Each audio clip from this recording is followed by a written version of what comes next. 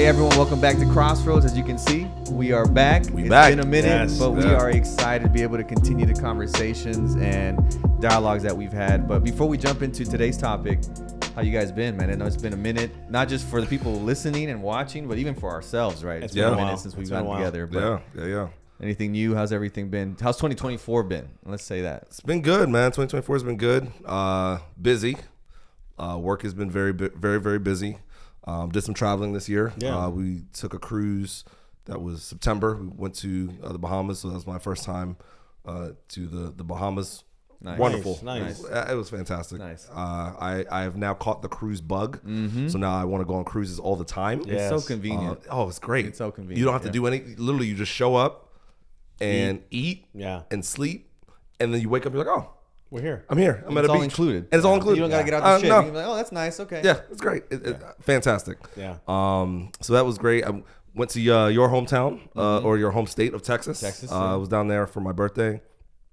Where'd you go? Went to Dallas. Dallas. Went to Dallas. That's Went to nice. Dallas. Yeah. So I had a good time out there. I made sure to wear my Commander's gear How about let to say? to let all the Cowboys Let 'em fans know, know let that I 'em was know not that down this- with the Cowboys. Had to put that out there.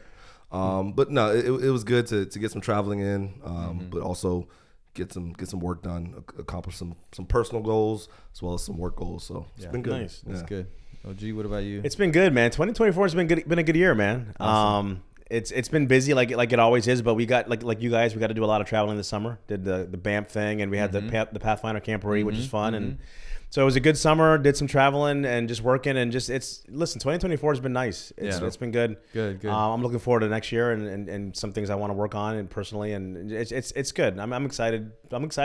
This is probably the first New Year's that I'm actually kind of pumped for next year because I got some things that I'm planning that I think are going to be good. Yeah. So Nice. no, it's good. It was a good year. Yeah. No, that's good, bro. Yeah. That's good. You know what else is really good? Yeah, what's up? So our group just dropped our first Yes. EP album. Oh, hey, Yes. And so that's Click the link below. click that Yeah. link. It's gonna be a little pop up right here. No pressure, Elton. Yeah. But yeah, You can click here. No. over here. Yeah. But no, it's Spotify, iTunes, YouTube, Apple Music, YouTube Music, which I'm still not sure about. but it's on there. It's all new to me, but Pandora, YouTube Music's you can nice. find it on Pandora too. Pandora. But yeah, Ooh. Yeah. Pandora. Well, I heard a rumor that there's going to be more music coming. You know, in that form. I don't know. I can neither confirm right, or deny. but I heard there's going to be more. I did hear stuff. that rumor. I did hear that. Yeah. I did hear that. So we'll see. So, We'll see if the 2025. Hey, keep an eye out. Keep an eye out. But yeah, wait. super excited for that. Yeah, that's just cool. the all the hard work that we put into that. Yeah. Just being able to see the end result, and then just hearing the feedback. And it sounds good. I've listened to it. yeah, It it's sounds Great. good. Yeah, Yeah. it's crazy it to sounds think about. Yeah, we're like, wow. Yeah, I had awesome. a couple friends listen to it, and they're like, "Are you sure you're in this group? Is this you?" yeah, I'm in there. Yeah, really? yeah. Yeah, That's good. Yeah. So no, it's very, very exciting. It just came out last week, Christmas Eve. So it was like the perfect capper time. to Yeah. 2024. Yeah. you know? Yeah. So shout out to everyone. Go check it out. Yeah, it's everywhere. It's Yeah, everywhere, one accord. Yeah. One accord. EP. OA. Yeah. OA.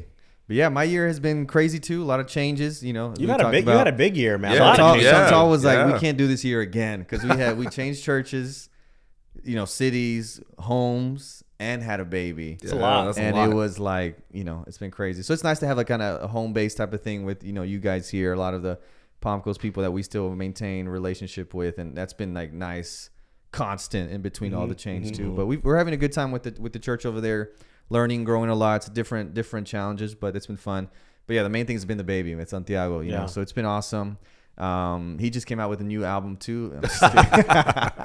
What's the one thing that surprised you the most of being a father? The new you're like, I was not expecting this. One thing that's more recently has been the resilience that moms have. I know it's not about, but it's just like, sometimes my patient runs thin and You're like, yeah. Chantal's like, it's wow, the cry, you're like, oh, okay, stop. And they're like, oh, my baby. And I'm like, so there's just something about mothers that they have that. I think, dude, there's a connection that a mother has. Like this being came out of like your me, body, it's me. and you've been connected to it since the very beginning. Yeah.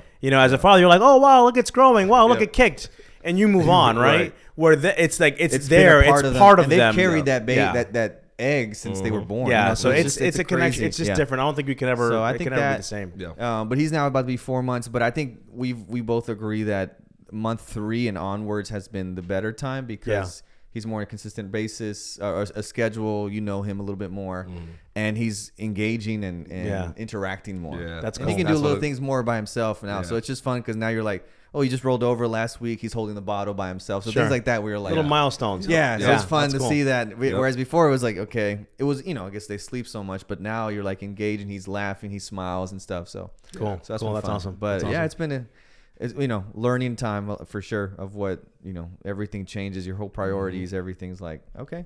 Yeah, and it just gets better and better. Yeah. That's good, man. To hear that, but yeah, man.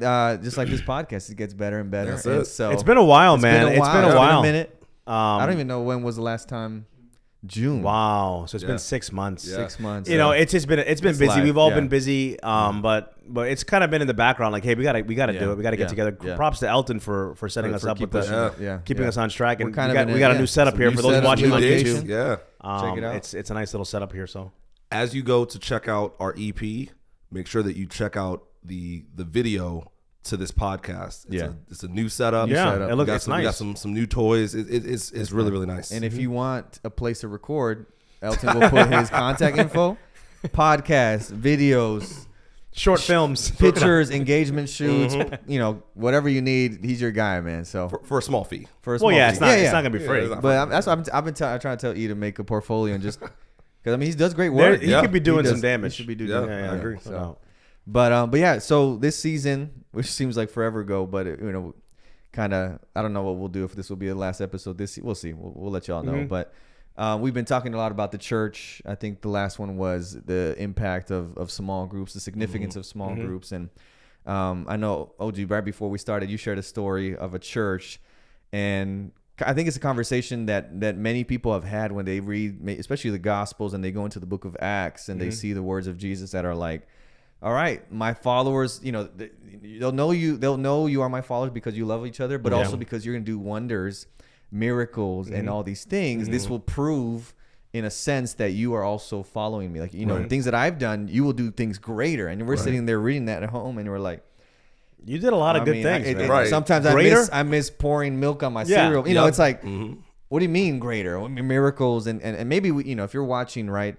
And we've been there, we've visited someone and we've prayed over someone and we're thinking, you have that, even as a pastor, you have that hesitation of like, do I have enough faith? Is this happening? Do I just need to be bold? Sometimes we stray from the boldness because we don't want to be like other maybe traditions or other faith denominations that are very like, we're doing it now. Yeah. Break the stronghold. And we're, kind of our denomination is more of like, scared of the Pentecostal feel, right? And all that. But I don't know what your thoughts are there. Yeah, as we've...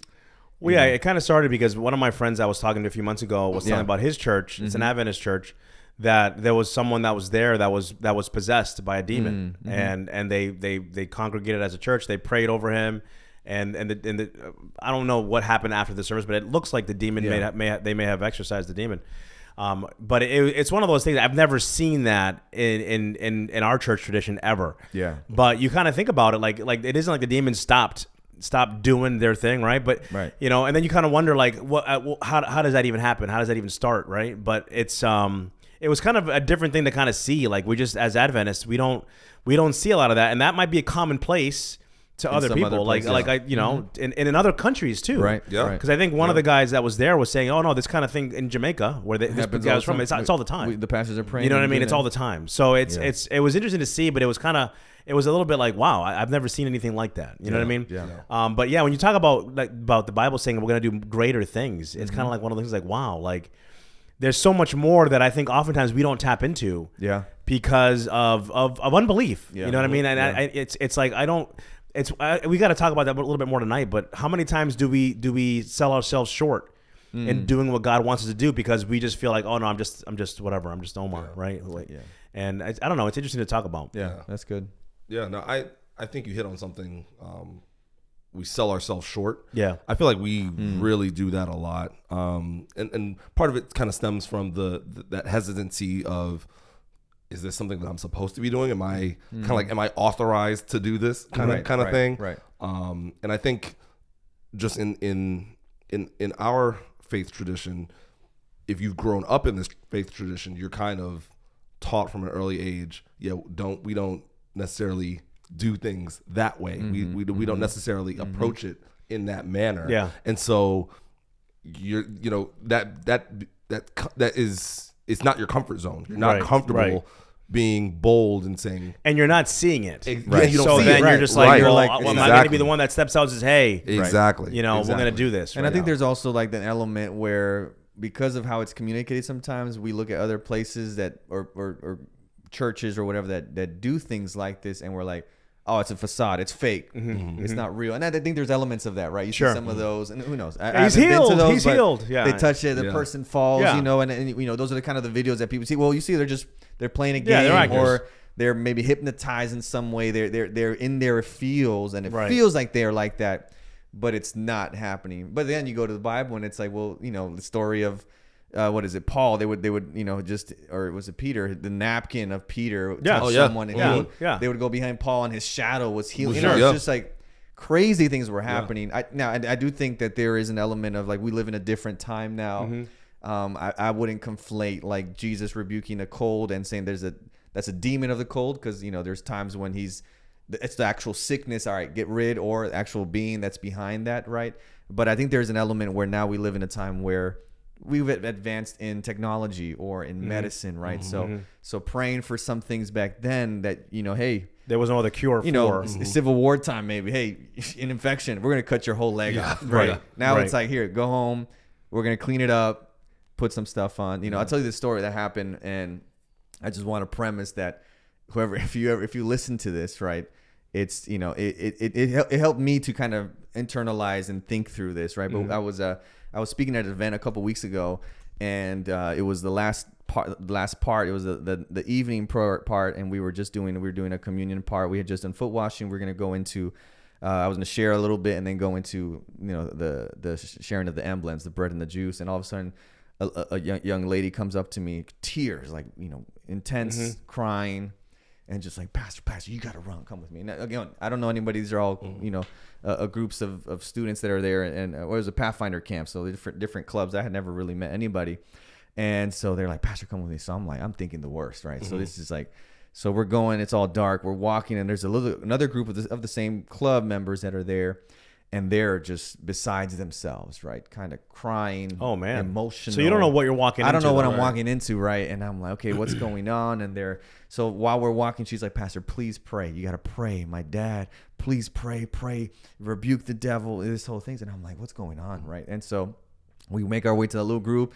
And I was like, okay, what's happening? Take me to, what happened. I'm thinking, maybe he had a heart attack. Right. He fell, he fainted. And you're thinking, we need medical help too. And that's has anyone called 911? Yeah. Right. So I'm walking over there, and, she's mentioning some things of like, I had prayed about, I was talking about Esther that weekend, and how God, you can't see God sometimes, but he's there working on behind the scenes. And she's like, please pray that God can do something. And in my mind, honestly, at that point, right, I'm like, okay, what's going on? But first of all, it's that, right? Yeah, I know God can do something, but I can call the ambulance. Right. We can. Right. And as a pastor, I don't, maybe it's because I've been in the hospital with the chaplaincy, and it's usually the doctor comes in, they take priority because they're the doctor. They can do the surgery. They can do that. And we can figure out if that's a lack of faith or just a adaptation to where we live. But I get there. Turns out her dad had fallen, pretty much broke his leg pretty bad, right? It was, the ankle was just sticking out. Oh, the bone was sticking out? Not the bone, but it was. You could tell. You could look at it. It was kind of like that. All right. So but you're thinking like. But I'm like, whoa. Okay. Okay. You guys are calling the cops, ambulance. Like, yeah, like let's get some medical professionals here. You're good. I'll pray with you, but they'll get here. They'll give you the medication. They'll calm you down. They'll give you whatever it is, right? They'll take you, and you're gonna maybe be in a cast. You might need surgery, whatever. But you're okay. That was my. You're gonna survive this. Yeah. But the whole experience was interesting, right? And again, if you're watching this, and if you were there, I apologize if I took it lightly, because I was taking it lightly. I was like, I don't think the response was equal to the situation based on maybe my worldview. Right. And maybe I'm in their eyes, they're thinking this is a terrible tragedy. Right. And there was a spiritual element that I didn't see. In the sense, you know what I'm saying? In that, please pray. And I was like, I get it. But in my mind, again, maybe I don't see it. Maybe it's a lack of faith in my part, but it was more of like, the ambulance is on the way. You're okay. Right. Whereas they're like, pray that and rebuke this so that it can get better. And as on the opposed to spot, you felt that they were wanting something done immediately. Yeah. That's what it didn't feel like. Please call, because people were already calling people from that club. The adults were already on the phone. Was it a Spanish club? No, I think they were Caribbean. I'm not sure from where. So I'm just thinking of like just culturally also. Yeah, too, so I think it was a cultural thing. Okay. So they were Caribbean. I'm not sure if Haitian, maybe Haitian, Jamaican, which goes to just culturally what you're. So I sat down, I prayed with him. And I was, I prayed for God. How was he? Was he was distressed? He was just, like it hurts. Pain, which, it hurts. Yeah, for you, yeah. But for so then I went back with the group, and there was someone else praying, one of the adults praying, and just kind of like calling down, what you would say, maybe a Moses or Elijah calling down fire type of prayer, where it was just like. So I'm sitting there, and I'm like. And again, I apologize, right? If anybody, it just felt like it wasn't there. It felt like there was a disconnect, at least with me and the people there. Because they had become such a, I don't know. Sometimes I think we do over spiritualize things, but then there are things where maybe we don't spiritualize enough to real. So that was my situation there. Because in my mind, I'm like, the ambulance is coming, the paramedics, the first responders, help's on the way. You're good. That side was more of like, pray that this gets healed now. Now, I don't know if the context was maybe he's had a stroke before, maybe he had some heart issues. Sure. Maybe that was a fearful thing. But I talked to her and I was like, hey, look. You need to calm down a bit. You're in a very emotional. It's okay. Your dad's gonna be okay. And I was like, yeah. Look, honestly, he might need surgery. He might need a cast. Right. But he's fine. He's gonna be okay. Good. It's his foot. Now I don't know the context. Something could have happened. So she calmed down. So she went. But it was just an interesting situation where I was like, wow. I don't know. If that, it's funny how too, like in that immediate action, like they felt the need to seek the spiritual advisor of the place. Where maybe us, we would have been like, did someone call the doctor? Right. All right, we're good. It's interesting. I think that's a good point. But I don't know if that necessarily is restricted to only like the Christian worldview, because I think that you can look at other worldviews and the response is very similar. Where something that if you're looking at it strictly from human logic, you look at it and say, oh, there's an easy solution to this. You call a doctor, you call it, right. But You detach from it and you attach a higher being or a power. Exactly. You say that's good. Whatever higher power I subscribe to needs to address. It's ultimately in control of the situation, right? And I think you bring up a good point. I think sometimes we under spiritualize things. Things that I can handle this on my own. Right. When we should be taking God says, bring everything to me. Like, give me all your problems, all your struggles. I'll take them all. And that we look at it and say, oh, that's an easy fix, but it is a concern for them. For sure. Even if it's an easy fix, it's going to take the prayer, time to rehab or surgery, whatever. It's not I can just hop up and walk away. Yeah. So it is a problem. You should be taking that to God in prayer. Yeah. But I think the reaction that caught him off guard, though. Yeah, because it was so intense. It was so elevated that you're walking into it thinking this is going to be a catastrophe, and you're like, I'm looking this. I'm thinking again. With all respect, I'm waiting for maybe a body to just be there, kind of like he passed away. Like we're not sure if he's gonna. They were actively working on him, which I'm like, yeah, okay. But it was just the energy, the level of it was that intense. I was receiving. It was intense. To me, didn't parallel the situation. Didn't match the situation. Is that? How do I want to phrase this question? Is that something that can be detrimental, do you think? Like having such an intense and not necessarily this situation, but in general, having such an intense spiritual reaction to something that does not on the surface seem that intense. Can that be a negative? Can that be detrimental? It depends how you want to look at it too, because for some people might say having like a heightened reaction to something that happens to you in your life is a sign of faith and dependence. And someone else might say actually having a very calm reaction in the midst of the storm, you're at peace, is a sign of faith, right? So it just depends. I think on the there's so many things. I think it's layered. It's a lot. Yeah, it's a lot. I think that's culture, but it's like personality too. Because I'm very chill usually, right? So it would take a lot for you to get to that level of anxiety. It would take maybe someone coming, someone's got gunpoint and but even then you're like, so it could be personality wise. I think a lot of it is maybe cultural, and again, that's spiritual. But I think that also bleeds into maybe this other conversation that happens a lot in our church when it comes to mental health, right? There's hopefully now, stereotypes are starting to be debunked or whatever with more research that we have. But that conversation comes up where in some countries or in some cultures, even in the United States, you say I'm going to get counseling or I'm seeking help for, and I'm being diagnosed with bipolar. I'm bipolar, or I have depression. And some people will be like, first of all, you either made that up, or second of all, they'll say that's what? Possession, right? Yeah. So what happens, and I've seen, going even further, you see people that are in the LGBTQ community, right? And I've had friends that they have been sat down at a table As at if a they chair, were possessed by, and they've done an exorcism to exorcise that demon of homosexuality out of that person, right? So it's a tricky. Yeah. I don't know if the word is tricky, but it's a very real. Yeah. To that point of like over spiritualizing or under. Yeah. I think kind of using that example that you just mentioned of taking someone that is LGBTQ, putting them in a chair and trying to exercise, I think that can end up doing more harm than good. Who's that benefiting? Yeah. That's nobody. No one. No one is benefiting from that situation. Yeah. I think, and this is my opinion, I'm not well versed. So again, disclaimer. Don't take my word as gospel. This is just my opinion. Put the camera on me.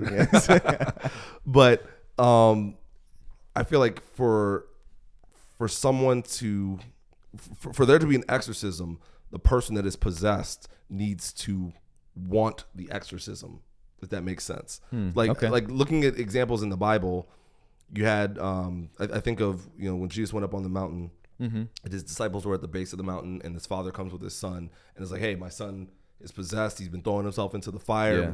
Like his disciples couldn't take him out. Disciples right, but there was a desire. There was a party around, or that person or someone around. Correct. There was a desire. Like he's being harmed. Right. Someone or on their behalf, or the individual was seeking help. In this particular case of the person at that church, someone brought him there. Right. There you go. So that could happen. It wasn't like he just showed up. Right. Even the demoniac that was in the Gergesenes that was cutting himself and. He came out to Jesus, knowing that Jesus could exorcise the demons that he was possessed with. So there has to be a desire for that individual to want those demons to come out, in my opinion. I think it's important to clarify too that we on the Crossroads podcast, at least myself, do not believe that homosexuation is demon possession. Thank you. I think that's important to make sure that we don't subscribe to that. Yes, that's not correct. What we're saying. So I think that in that particular scenario, like that's not it. That's just not it at all. Not even close. I don't know if you had any. It's just an interesting story, but it does speak to the psychology of how everyone is so different in how they approach spiritual versus non-spiritual, and when do you have to go higher, or when to go higher versus just like, oh no, just call a doctor, get a cast, get it fixed, versus like, no, I need to really pray about this. Yeah. And I think there's an element, and I think that's maybe our first takeaway, right? That regardless of how intense our situation, take everything to God in prayer. Yes. But at that point, it's like you lose your keys, and how many times that's the first thing you do is get on your knees and pray. Some people will be like, you got to pray first. Come on.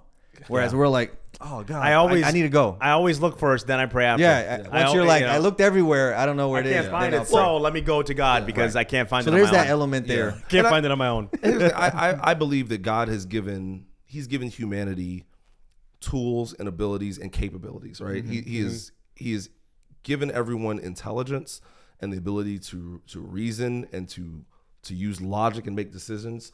I don't think he gave human beings that for us to be, I can't do anything unless unless God like pushes me into it first. That's good. That's good. I think at the end is also just praising God for that ability. Exactly. For the knowledge and the mind to rationalize. Exactly. That's a great point. So like if you lose your keys, for instance, yes, you pray, God, help me find my keys, but you don't then just sit there and say, all right, well. Yeah, I asked God to help me find my keys. So the keys. You talk about Abraham. Like Abraham didn't just say sacrifice your son, but I'm going to stay at home. He's like, all right, you got to do. You got to act. So so in the scenario that you were describing, all right, someone has fallen, they've broken their ankle. We need to pray about this. Hey God, this person has broken their ankle. He's in pain. He's in pain. We pray that you take the pain away. Comfort him. Yeah. Make sure that he has a full recovery. But all right, now the things that we can do. We can pull out our phones and we can call 911 because call the camp nurse, someone that we can do these things to help out in this situation. And so the intensity level doesn't have to be at a 10 where you're like panicked, because yes, we're going to pray, but we also know Yeah, we can that's good. we can take step 1, 2, and 3 because God has that. given us the intelligence to create cell phones. He's given us the knowledge of medicine that we can assist people that are in some sort of medical distress. So we use the tools that God has given us, but we also rely on Him, and you do it first. Like, hey, God, like, this is the situation. Right. Like, come and work in this situation. We thank you that you're going to work in this situation. You've given us the ability to do things. We're going to do those things too. I think what's tricky too is we don't always know how God is going to work, right? So sometimes we're expecting maybe the miracle to be, I pray over the ankle just, whoa. And not to say that couldn't happen. Not that it couldn't happen, right? But But that's where it's like figuring out, which is hard because there is no blueprint playbook of like, all right, when you break an ankle, option 1 fixing the spot. Okay, so that's what we're waiting for. And if it doesn't happen, I don't have enough faith because my prayer didn't work. And that's what's hard because it can happen, right? Where there may be a situation where, boom, I don't have no knee pain. Whoa. Or it may be, hey, you got to go to therapy for 6 months, right, and strengthen the muscles, right? And that's what I think is hard because we don't know. And I think we may have an idea of what God working in that situation looks like. And we get so stuck to that, right? So if that ankle's not fixed and I got to go to the hospital, then God's truly not with me.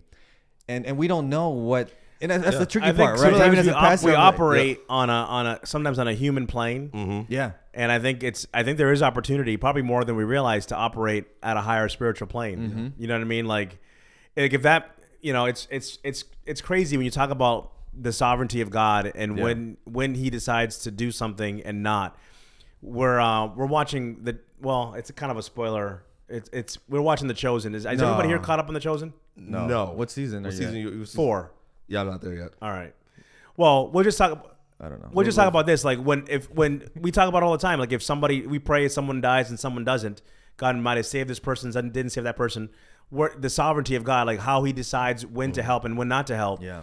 And I think it all falls back, like we've talked about on previous shows, is trusting that whatever decision God makes is the right decision. Yeah, that's good. And that's so difficult as humans to really comprehend and really believe in and hold on to, where it's like, why didn't you save my mom? You could have saved her. Why didn't you do it? You saved that person. Give me one good reason why you didn't save her. Yeah. Right. And you can get frustrated and everything like that, but it's like, listen, God decided not to save her, and I'm okay with it, right? Because I trust in the sovereignty of God and that what He's doing is ultimately what's right. That's good. And that's good. That's hard to do sometimes, because especially when it affects you directly. Yeah. But I think in situations like that, sometimes we operate on a plane where we don't even think that a miracle could even happen right now, because God, who does He care about this ankle? Just go to therapy. Right. And maybe there was an opportunity there to bolster faith or something. Yeah. Yeah. That reminds me of John the Baptist, right? Like John the Baptist is in man, prison. that's a perfect example, man. He's in prison and he's like, yo, it's his cousin. It's not even like he's a stranger. It's like family. He's like, are you the Messiah? Are you my cousin? Like, do you love me? You can do something. You say that you're the Son of God. Yeah. Your blood. I'm in prison. You could save me. Yo, like, help me out. I'm the dude that's been opening the way for you. Yeah. Like it's not like I've been like my that whole life wayward cousin. has been dedicated to preparing the way for you. Like, I'm not the wayward cousin that was, off doing whatever and the black sheep. Like, like I've given my whole life, literally dedicated my life to making sure that your ministry can succeed. What is going on? And why am I here? Yeah. And Jesus said, tell him what you see and hear. Like, you see the things. He didn't answer. He didn't answer him, right? And as a human being, I can only imagine how frustrating that must have been. Yeah. But in a way though too, by saying like, tell him what you see and hear. Like, listen, everything you've been talking about, preparing the way, it's true. happening. Yeah. I'm fulfilling everything you've been talking about. Different from what you expected. Yeah. And you got to be okay with that. Yeah. And, but on that human level, like that flat line, if you will, you're like, hey, you can't see. No, you're like, he could have saved me. Why didn't you left me to die here? You know what it's kind of like? It's kind of like Marvel, right? Where you have like the this is a weird analogy. Bring it home.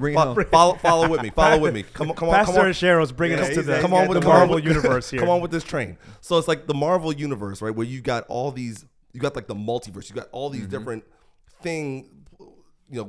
worlds with the same. You might want to explain to like the listeners what a multiverse is. So a multiverse, real quick. The Marvel multiverse is essentially click here. There's a link to it. Think of this world, and obviously you live on this world.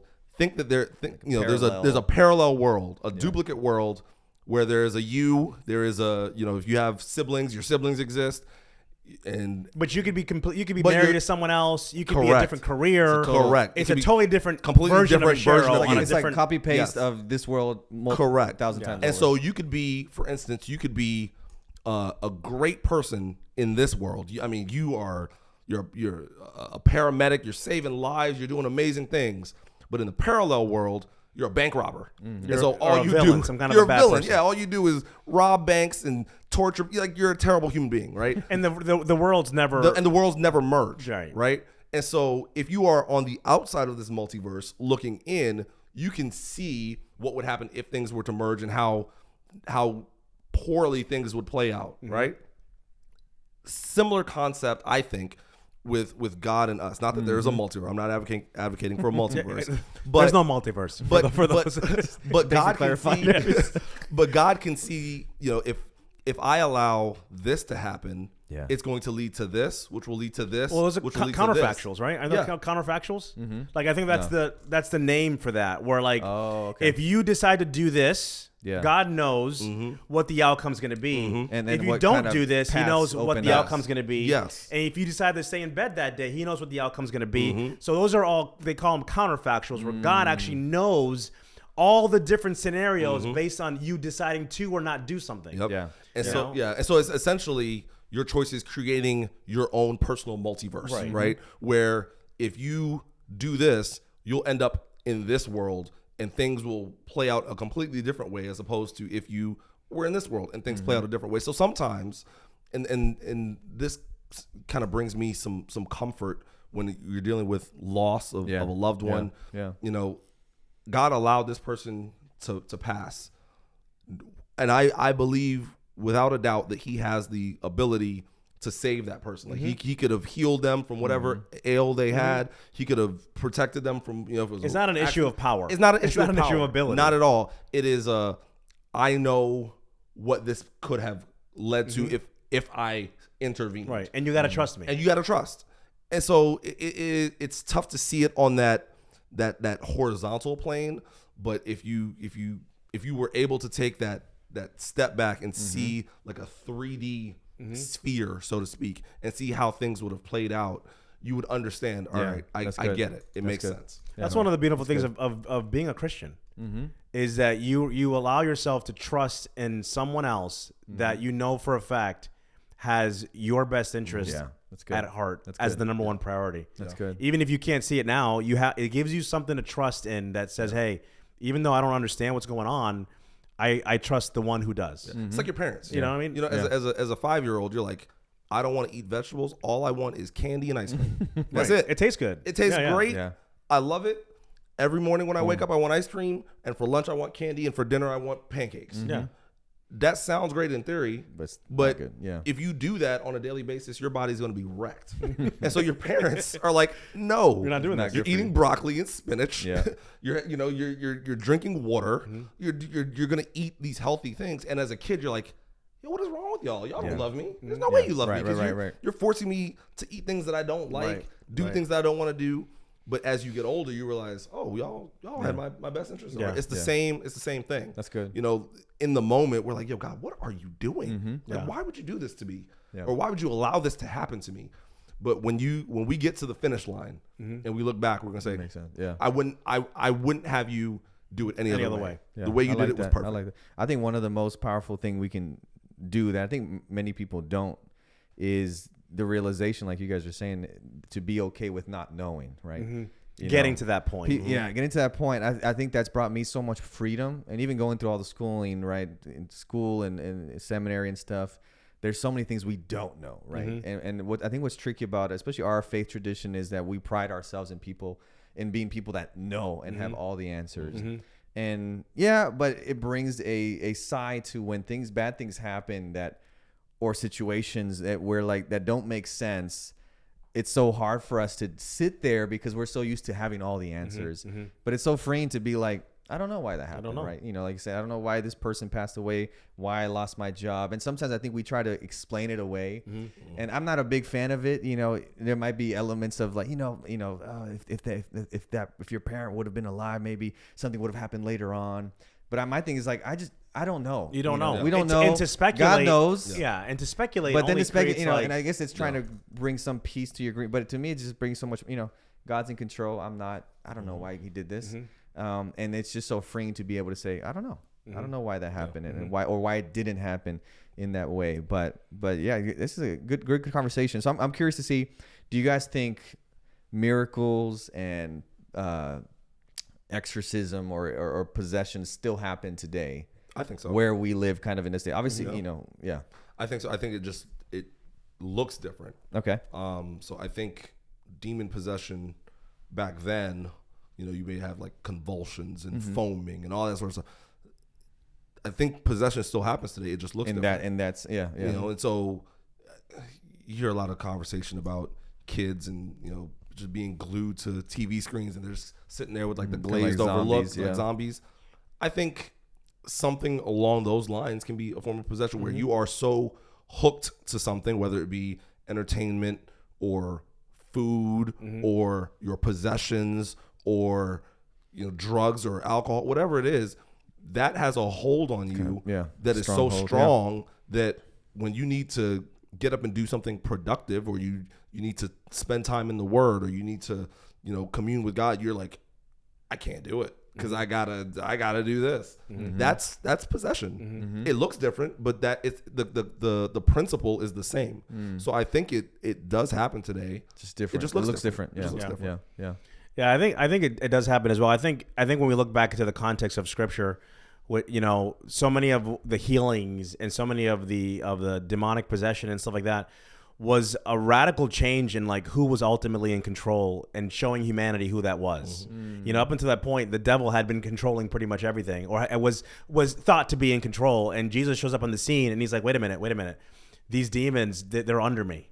Your sickness, your withered hand is under me. Yeah. Your death is under me. You know what I mean? Like I control everything. And it was almost like a reestablishing like a who was ultimately in control. Yep. So I feel like those kinds of things happen more then than they do now, because it was almost like those stories were happening then for us to look back and see, but I don't know that they're as necessary now as they were back then, when you had people that thought because you had leprosy, it's because your parents had sinned and you had sinned. Right. And Jesus is like, wait a minute, it's not even about that, right? Yeah. So it was almost like recalibrating people's idea of everything. And now we can look back and say, you know what, our God is in control. Our God is over death, is over pain, is over leprosy, is over sickness. And we can see back. So I don't know that it's as necessary now for the power to be manifested in a way like that, where now it relies on our faith to look back at these things that happen and say, hey, I saw what happened for them. And then I think now the transformation is more internal.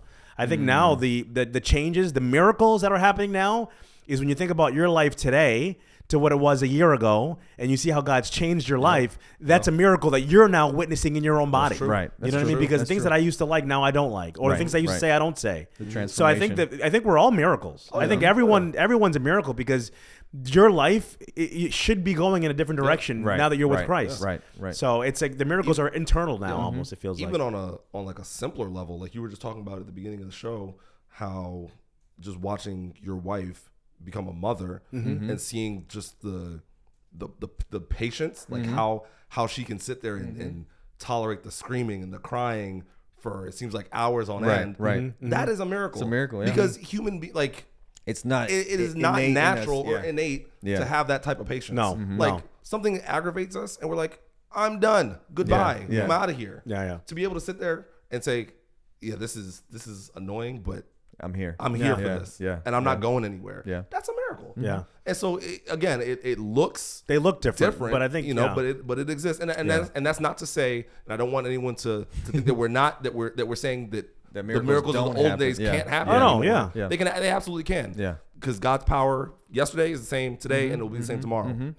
So there is nothing saying that someone can't have a withered hand and they are healed and now their hand is restored. That can happen. And if they're not restored, it doesn't mean because the reason this person wasn't healed is because I, as a pastor or as a church member, didn't have enough faith. Correct. Right. It's not you.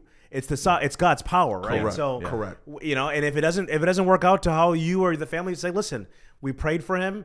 Unfortunately, he passed away. She passed away. Right. God's in control, and you know what I mean. So I think it's oftentimes, like you said at the beginning, it's a little bit. You're kind of like, well, do I have enough? Is there enough juice here for this to happen? And it's not our juice. Right. It's God's juice. Right. And so you know, I think it's also we have the great controversy, you know, just kind of in the backdrop, right, where one of the professors, John Peckham, writes in one of his books, The Odyssey of Love, where he says even God doesn't always get what he wants. Yeah. Which That's is a great book, by the way. That's a if good you book. haven't, it's deep. It's a little The deep. Odyssey, but you it's gotta pay good. like 1 page a day, but it's good. very good. So he's talk about why bad things happen, right? Kind of the rules of engagement, where God can't even do everything because of free will and because the limitations he puts on himself, but also on the devil. You know, think of the story of Job and stuff. But yeah, I think it's very interesting and just being around so many hospital beds and having those prayers. So please pray, Pastor. And you're like, you know, my mom shared a story when my grandma had a stroke, and so I'm not, supposedly she said a pastor came from the area and, you know, pretty much couldn't speak at that time. My grandma couldn't.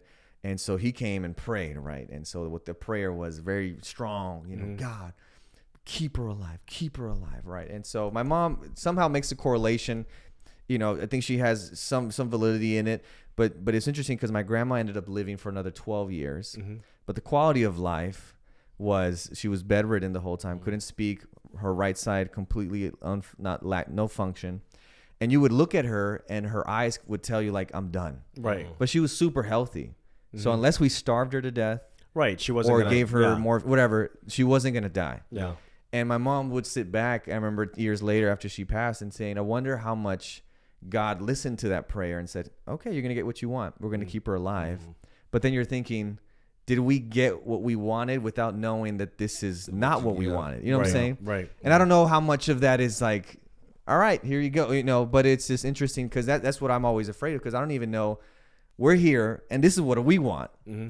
But this is what this person needs. Yeah. Not that, you know, obviously I would want my grandma to be back to, you know, healthy back to normal at that point, right? She ended up passing, but it's like, we don't even know, going back to your point, when we pray in that situation, is this what God wants, right? Yeah. And obviously I think even I'm always afraid of even saying, you know, if God wills, because obviously we know God wants us to be healthy, to be whole, to be complete. Like he doesn't want us to be hurt or to die or to suffer pain.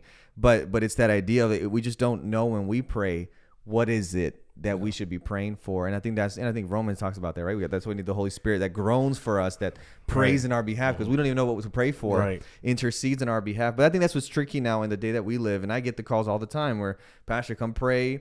And a lot of times the person passes away and you sit back and you're thinking, should we have been calling down, you know, should we have prayed longer? Should I have memorized more verses? Was there something, you know, was there something working in me where I have a sin that I'm holding on to that was in the way, right? But then you sit back and you say, okay, well, what? And it's tricky. And that's why I think I sit back and I don't know. And I think it's praying that your prayer and your will is in alignment with the will of God, right? Yeah. And we talked about this in class a couple of weeks ago, where the will of God, there's two different kinds, right, of the will of God, right? There's the will of God where when God wills something, it happens. When God willed that his son would come and he would die and would be crucified, that was his will, that happened. Right. And then there's the will of God that wills that you don't commit adultery, that you don't kill, that you don't steal, but we still do those things, right? Yeah. So we can act against his will. So there's the sovereignty and the will of God it's a very, I mean, it's way more layered than we're going to be able to touch on. We're human, right? In the so Crossroads podcast. But you know, I think for me personally, at the end of the day, it's coming to the point where no matter what happens, I'm going to be okay with it. Even if it's not immediate. You're going to have pain. You're going to suffer. You're going to feel like, I don't understand. There could be anger and all these other emotions. But at the end of the day, like Job, do you come back to it and say, hey, you know what? If I have to die so that people for the next thousands of years can see my story and how I stayed strong in the faith despite the physical and everything that happened to me, then so be it. Right? I think, and that's just good. You know, I think one of the best things to pray for is, you know, or things to say to God is like, hey, God, this is what I want. Like, I like, you know, our desire, right? You know, my desire. You know what I want. So I want this. Yeah. But you know what's best. So you allow or block whatever you need to do because you know best. Right. And I'm going to trust you. And I'll trust that whatever you do is what's best for me. Right. Yeah. I may not want it. but I may need it. You know. Yeah, So I like that. And at the end of the day, it's going to work out for you. Like Exactly. that scenario And that's it, is yeah. preferred to the scenario Correct. you wanted 6 Correct. months ago. Yeah. You know what I mean? That's it. I remember learning from Pastor Bob when we would go pray at the hospitals and whatnot.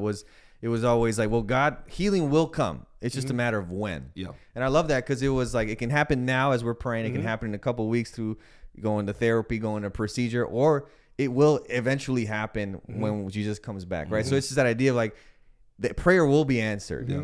Just It's maybe just not it's just a the matter timing. of when, right? Yeah. And I think that you sit back on that. Some people might be like, that's a cop out. You don't have enough faith. Pray that it happens now. But I think it's like, but I don't even know what God was wanting to do. What does this person really want, right? And I think that's the hard part when you're navigating this. Some people, again, over spiritualizing, under spiritualizing. How do you find that happy medium, right? That's an interesting word. The happy Balance of and I think it's a daily thing where God, hey, we're going to the situation, we're praying, right? We're here. It's so different for every time. And I've told you that story, right? When Dad was in the hospital, intubated, right? And my brother and I went to the hospital and we're like, hey man, I've seen people in Palm Coast that were sick, that were older, that had COVID. And so and my you brother pray for we pray for them and hey, a couple of weeks later they leave the hospital, boom.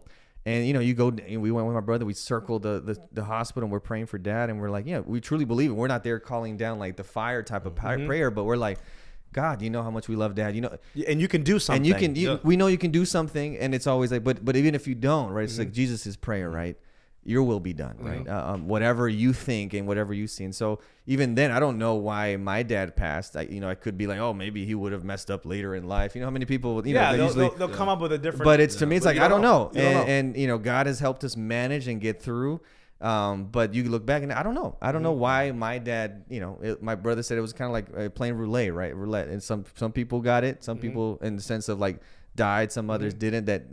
So it's just and I think that's where I take comfort in more of the idea of like, I don't know why that happened or why it didn't happen, but I still trust God because I know I'm going to see my dad again. Yep. Right? And the wild part is when you ask God one day, like why, just out of curiosity, Right. why did this happen? He'll have an answer for you that will satisfy you. Yeah. That's the crazy part because you might be like, he's not going to be like, oh, I don't know. Well, what if he said that? What if he said, I don't know? No, like, you know what I mean? Like, that nothing's arbitrary. Like right. God's gonna be like, listen, Sebastian, this is why, and you're gonna be like, wow, okay. You're like, that makes complete sense. Let me put that this flat screen and be like, so this would have, blah, blah, blah. Yeah, but it's not gonna be like, oh, I don't know why, Sebastian. I wasn't paying attention that day. Yeah. You know what I mean? So that's gonna be my mom died. We've lost people. I'd love to know like why did this happen? Why? Yeah. Just out of curiosity, like And I think that's what's beautiful about getting to heaven and spending those what we believe 1,000 years in heaven.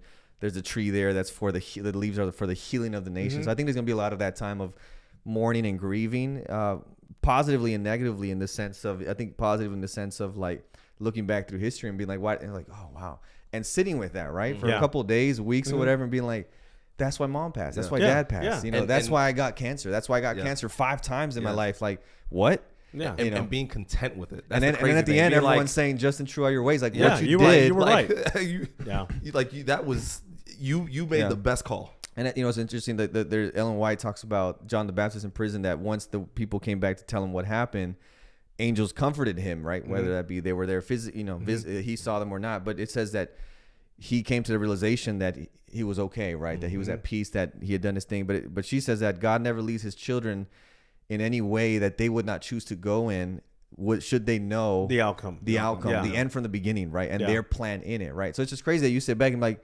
everything I'm facing, if I had the whole blueprint, I'd probably choose the same thing.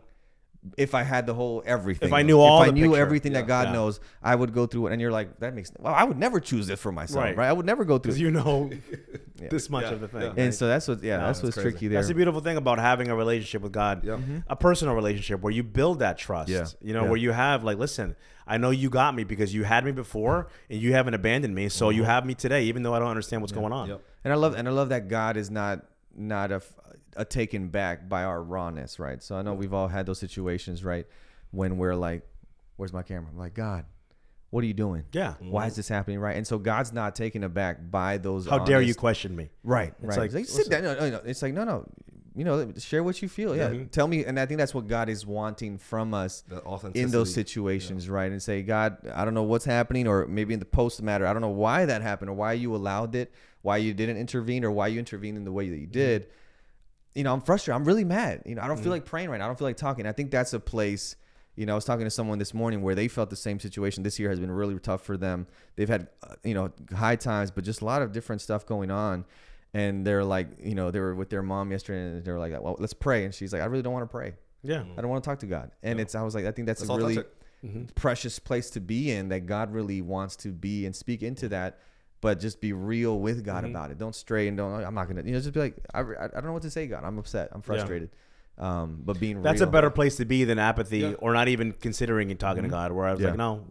Or I'm good. I don't need you. I'm good. Yeah. I think God appreciates that. And he's like, you don't want to talk? We don't have to talk. I'll sit here with you in silence. That's it. Like he is so willing to sit with you in the silence. Yeah. Until you're ready to have that conversation. Yeah. Because he's not going anywhere. Yeah. He has believe it or not, he has nowhere better to be than to be right there with you. So he'll sit there and wait until you're ready. Yeah. And he would much rather that than you be like, I don't really care. That's good. Well, I think oftentimes you forget, like, God's been through this. Oh yeah. Jesus is a human right now. Like, he knows what it's like to lose people, to hurt, to be tired, to sleep, to feel betrayed, like all that. He knows this. Think about firsthand. In the 30, 40, 50, 60 years, 70 years that people live, all of the loss that they experience in 70 years.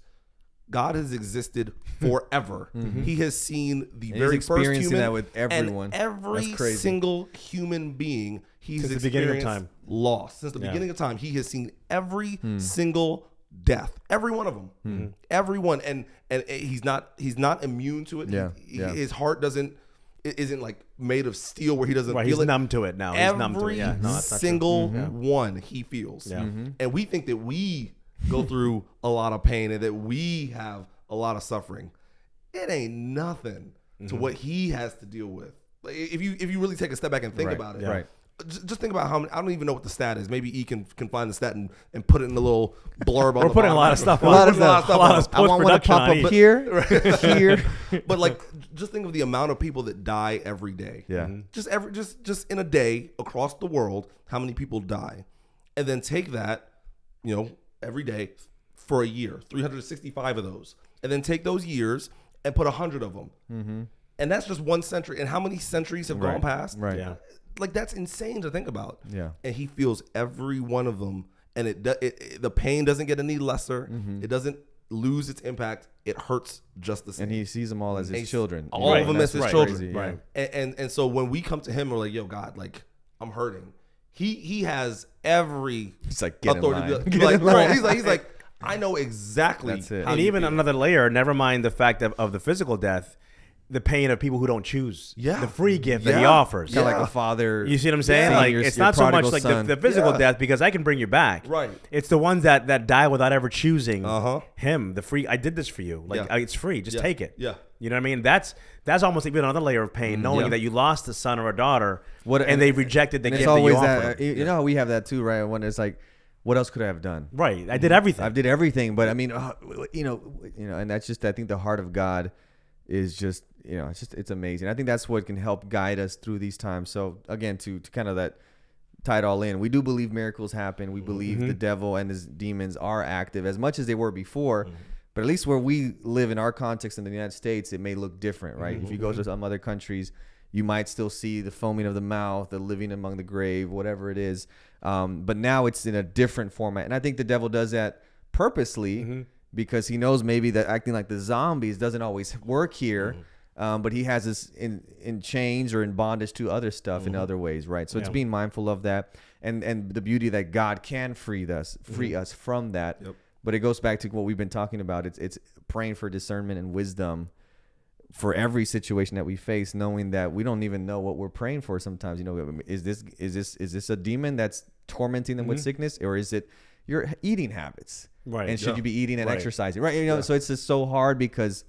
And that's where in the day that we live in, it's even more, I feel like we need to be connected to God because it's so hard. Whereas before, leprosy. Okay, Yeah. Oh, this person's living. Okay, but now it's our lives are so layered. We've come to understand so much of the brain when it comes to mental health, and so it's a tricky.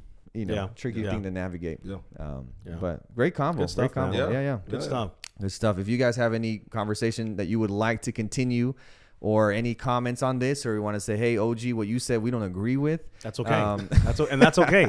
I'm here for it. Yeah, I know. Or I apologize if you hear this and you were there that evening. But yeah, comment below wherever you're watching or reach out to us, DM us, and we'd love to hear more of your stories. Maybe you've had situations at your church or your upbringing where you were hurt by church people that were trying to either pray for you or pray you out of something, or maybe they didn't pray enough for you and you felt like that was needed, right? We'd love to hear those stories. And again, any comment, any topics you'd like us to dialogue and share. And we're gonna have some more guests soon. I got a couple guests in mind. Okay. I gotta talk to you guys about that. I think would be excellent guests. Cool. So this coming season is gonna be good. It's gonna be good. I got some people that I want to talk a little bit. So do we want to do a talking point card real quick? Yeah, why not? Yeah. We're making up for 6 months of nothing. Here, you guys, OG, you want to pull it out? Because I always got in trouble. What, does the color matter? What is blue? Blue? It might, no. I'm going to read it right away, though. Hold up. Oh, here you go, right here. No, I got you. All right, you going for blue? Yeah. Blue is personal beliefs. I guess Opportunity to really Are you understand. ready? I'm just reading it. I'm not going to do like Sebastian likes to do. Go for it. How do you know that God is real? That's a good start. That's good. You want to start? Oof, that's tricky. I'm going to start? I can start. Yeah. All right. So you can't prove to anyone that God is real. I think David Ashrick said it. He said something like to the effect of like you can only get someone so far with evidence on something, and then the rest of it, the other percentage of 100, has to be inside of you. Mm-hmm. And so I can get you to 60%. I can talk about the earth and how and nature and how photosynthesis and how the sun distance from the earth and how this couldn't happen on accident. I could get you through all this science, but there's a percentage that I can't prove to you, but I know it without any shadow of a doubt because I know what it's doing to me. Mm-hmm. You know what I mean?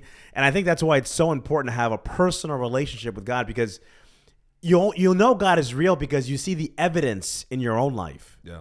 That no one else can see. Yeah. You know, people might be able to see some evidence, but there's still some evidence that you're just like, no, like I'm different now. Yeah. Yeah. And that wasn't just like me willing something into existence. Right. There's been a change in me. Because that's not natural. It's not natural. My natural desire is for this. That's good. So I think I know he's real because of the physical evidence of what we experience on a daily basis, but it's more the transformational evidence of like, that's good. No, like I know he's real because I feel him. Yeah. Like he's here. He's with me. Mm-hmm. So I think I just know from personal experience. And I think that's an important part of having that relationship versus just, hearing people talk about God. Yeah, that's good. Yeah.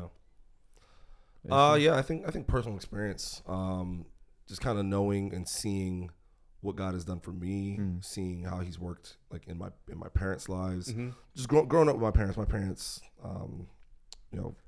faith is a huge part of their life. Like I can't imagine them going through life without faith being the main hub where everything else is like a spoke coming off of it. And just seeing as a child how things worked out, how God stepped into certain situations and intervened, like that experience kind of proved, all right, God is real. God is real. Yeah.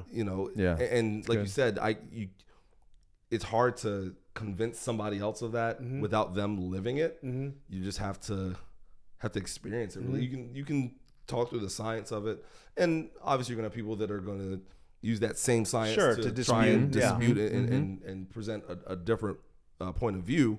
But what can't be disputed is what I have experienced and lived. Like that is your personal experience. So I'd that's good. What a beautiful thing, like to have parents that pass that down. Yeah. You think back, like I owe a debt of gratitude to my parents growing up that they were involved in church and religious things and spiritual things, and because if they hadn't been, who knows if what would have happened. It's a beautiful thing to have passed down to your kids. You have a new child now, to pass down that experience and then watch and see the faith and God become real to them. That's got to be a beautiful thing to see. To see, when your child gets baptized, like they got it. They get it. Yeah. Like God is becoming real to my child. Like that's beautiful. That must be that's crazy. beautiful. Yeah. That's good. Sorry, I mean, I just that popped into my head. But. I love that. I think for me that going with what you guys said, but even adding, like, I think there's a faith element where you can see things. Two people can see the same thing, and one person can be like, that's a coincidence, and the other person says, no, I believe that's providence, right? And who knows, in the end of scheme, if God is not real and you're like, oh, wow, well, we fooled ourselves because everything was a coincidence. We thought there was a mastermind behind this, but but one thing my dad said, I remember that really stuck, was he said, if at the end of time we find out that everything we believe about God is not true, was I a good person? Right.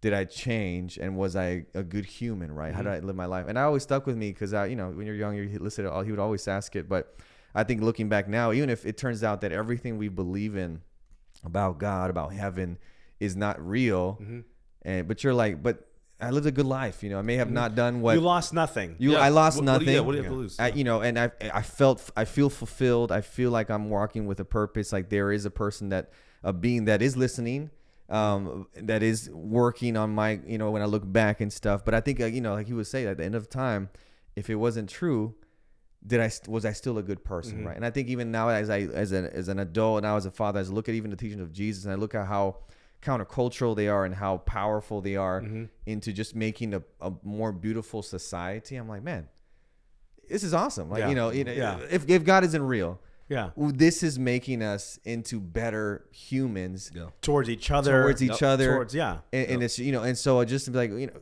so it's not like you say whatever, if God is not real, I do believe for different reasons, but I think it was a good element for me to be like, man, even just the teachings themselves and what the Bible shares about the character of God, it just transforms you in a way that you're like, man, even if that was the only thing we got out of it, because there's nothing else that's real, that was worth it. Like if heaven wasn't a thing, is your life better living a Christian life than not? Right. And I think the answer to that is obviously yes. Yeah. So that's good. beautiful. That's good. That knowledge on it. Yeah.